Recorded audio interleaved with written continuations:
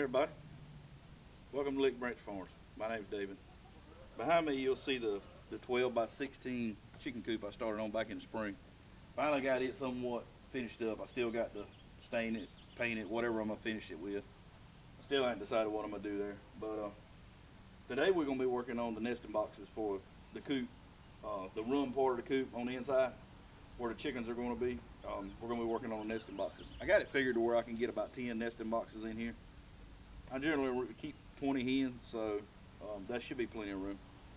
But got a few other things going on too. My quail, they have been brooding up in the big barn, and they're 4 weeks old yesterday, so they're ready to go out, and I'm ready for them to go out. They aggravate, man. But anyway, I want to get them. In here. There's 17 of those in there, and they're a mixture of hens and roosters. I've still got to separate the two. I only want to keep a handful of hens, and I only want to keep, a couple of roosters. So I'm going to do a 2-stack quail hutch and put, split them up, and the roosters that I don't need, we'll process them. But let me give you a shot of what I got going on in here. So this is the coop itself. This is where the chickens are going to live, in this coop. The rest of this barn will be used for feed, seed starting, garden tools, just everything that I need to keep down here at the garden, so I don't have to keep hauling it back and forth to the big barn. It's got a loft. I'm gonna keep my hay here for my goats, and plenty of storage. I've got to do some shelving in here and get me some workbenches built. But other than that, it's gonna be a pretty good bit of space for what I need it for. But this is where the nesting boxes are going to go along the floor. It's going to be a 5 on the bottom, and then there'll be 5 above that. And I'm not sold on the idea of having 10 nesting boxes. I don't know, 5 may be gracious plenty, but for 20 hens, that doesn't seem like a lot. We'll start building it, kind of get a feel for it and see how it goes. But yeah, it's got its own door. I don't know that I'm going to put, I think I'm going to put the roosting pole on this side. I've not made up my mind completely yet. It seems like give them a little bit more area in here. If they've got to stay inside when it's, we got bad weather or raining or whatever, give them more room to be able to move along the floor. But yeah, I'm going to go, I got to make a lumber run. I got to get some more wood so I can finish this up. A little bit of wire for the quail hutches, and I got to get out in the garden and do some work today. I got to pick squash. I got squash hanging everywhere out there. I got to get it out the garden. I got onions that's just about ready to come off. I'm just waiting for the tops to start turning brown. I think they're as big as they're going to get.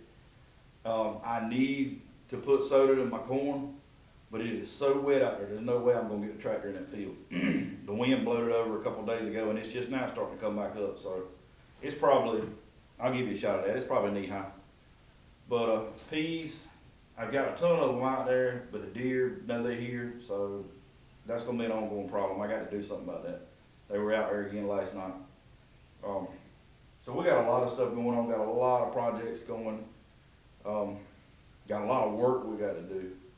So I'm gonna take you guys along with me. I'm gonna go do this feed run, get this lumber, and get back, and then we'll get started on these nesting boxes. Alright, I want to kind of give you guys a look at what I got going on before I finish it up. Kind of give you an idea of where I'm headed with this. Alright, so this is going to be with the nesting boxes. And there's going to be 6 nesting boxes in here. Give you a shot of that. Each nesting box is 11.5 inches wide. So that should be a gracious plenty.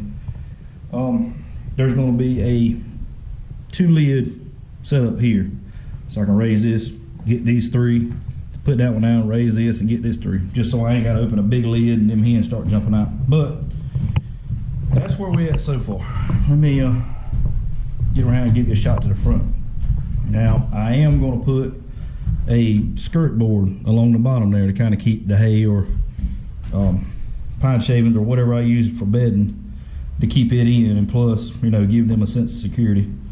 I still got these 3 to put in. I still got the lids to build, and then I haven't made up my mind if I'm gonna do OSB up here to kind of block it off, or just put this wire back up here. But that's where we're at right now. It's coming together. As soon as I get that part done and get the get this hole covered up, this is where my quail setup's gonna go. I'm gonna have a cage here, another cage here, and eventually probably have a grow out cage along the bottom. So I don't know if I want to OSB this wall to kind of keep them separated from the chickens, and if I put the roost poles on this side, you know, they're gonna poop through this and it's gonna just mess everything up. So more likely what I'm gonna do is put an OSB wall here and put the quail on this side. I think that'll probably be, I'm gonna OSB that whole thing in the back side. They're only gonna be this deep. That's these studs are on 24 center, so 24 inches across, stacked probably 3 deep. And I got my wire, I got my staple, I got all that good stuff. All I need to do is get after it. But yeah, that's where we at right now. I'm gonna have to move these potatoes again. I piled them up and they've been curing for about, today is a week actually. So I want to try to get them back in there as soon as I can. I don't like them sitting like that on top of one another. They need to have air circulating around until they cure out. But I imagine I'll finish this up between today and tomorrow. I'll finish this side of the coop, and then I've got to go outside and join the big coop to the building, do away with this wall, and tie the back side in. And then I'm gonna get started on the roof. It's gonna be totally enclosed, and I'm gonna build another door here just so I can let them out. On days like today, I can let them out and let them, you know, forage around. There's the garden. It seriously needs some help. I got too many weeds out there, but it's been raining for like a week straight. So, sun come back and it came back with a vengeance. It's probably, I don't know, pushing 80 degrees, 85 degrees with 100% humidity. Inside this barn, it feels like it's 100 degrees, but I got to get up there. I got my plywood to finish my loft, and then I can get my hay out of here up there. And I got to figure out some kind of storage for my goat feed and my chicken feed. I still got a load on back of the truck. I got 6 bags back there I got to get in here. So that's going to be a lot of, my shelving's going to go along here, and I'm probably going to put bins or totes or something up under the shelving to keep feed in, because normally, I mean, I come down here and get all the feed to feed everything every day. So yeah, it's coming along, but this will be finished today. Definitely that wall will be either wired or OSB. I don't know yet. I got plenty of both. So we're gonna get back after it, and I'll give you a shot of it after I'm finished. Okay guys, I was able to get the nesting box set up, finished, and I got a little bit more to do on the side wall. Like I told you earlier, I think I'm gonna OSB that wall where the quail coops are gonna go, or the stacked quail cages. Anyway, here's what I got today. It's getting dark on me, that's why I'm getting ready to go to the house. But if you can see, that is actually the lids to the nesting boxes. Okay, there's 2 of them, and this one opens up to these 3, and this one opens up to those 3. And I've still got to put the skirt board on the inside. And like I said, I'm sorry, but it's getting dark on me. But there's 6 nesting boxes there, and I went ahead and put OSB up there to kind of shade that area out a little bit, I guess, if for no other reason. But you know, if something happens and I don't like it, then I'll take it down and put some wire up. Kind of help with the ventilation, I guess. I do know I'm gonna put a roof vent, well, maybe not a roof vent, but a gable vent in this thing, because it did get pretty hot in here today.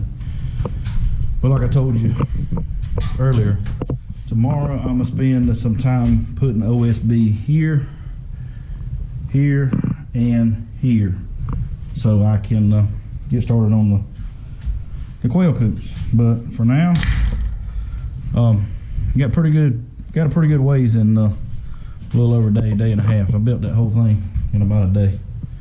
I got plenty of OSB here. I'm gonna finish the loft, and you know, you guys are probably wondering why I left, or I didn't put, you know, nesting boxes all the way here. Well, this, believe it or not, is gonna be the ladder to get to the loft. I still got to build it, but yeah, I'm gonna put a small ship ladder to go from here to here, and then I'm going to put some handrails up here because I know for sure my grandson is going to be up there. So, you know, why not make it safe? Because I know what's going to happen. Well, we're glad you guys come by and check us out today. If you would, hit the subscribe button, the bell notification, so you get notified every time we post a new video. And, you know, check us out as often as you can. We always got something going on. I'm gonna probably do another video once I get out there and get the garden cleaned up a little bit and show you what's going on out there. I'll definitely do some more when I get ready to put this roof on this coop and finish up the inside and get the quail cages and all started. But appreciate you guys stopping by, and we'll see you on the next video.